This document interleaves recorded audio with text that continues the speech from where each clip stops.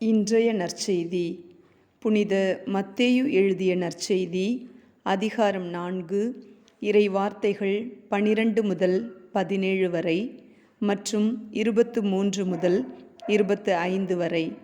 அக்காலத்தில் யோவான் கைது செய்யப்பட்டதை இயேசு கேள்விப்பட்டு கலிலேயாவுக்கு புறப்பட்டுச் சென்றார்.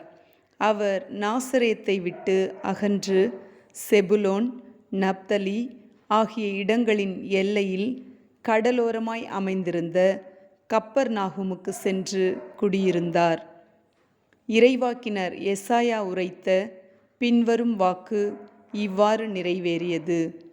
செபுலோன் நாடே, நப்தலி நாடே, பெருங்கடல் வழிப்பகுதியே, யோர்தானுக்கு அப்பாலுள்ள நிலப்பரப்பே, பிற இனத்தவர் வாழும் கலிலேய பகுதியே, காரிருளில் இருந்த மக்கள் பேரொளியை கண்டார்கள். சாவின் நிழல் சூழ்ந்துள்ள நாட்டில் குடியிருப்போர் மேல் சுடரொளி உதித்துள்ளது.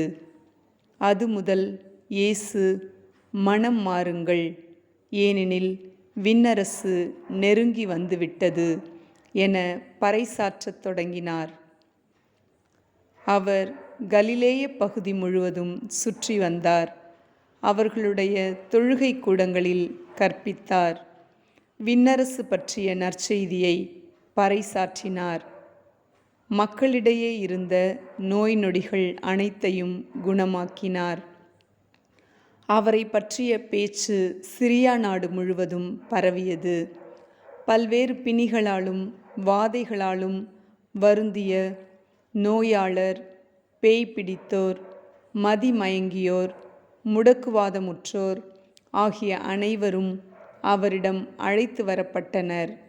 அவர் அவர்களை குணமாக்கினார்.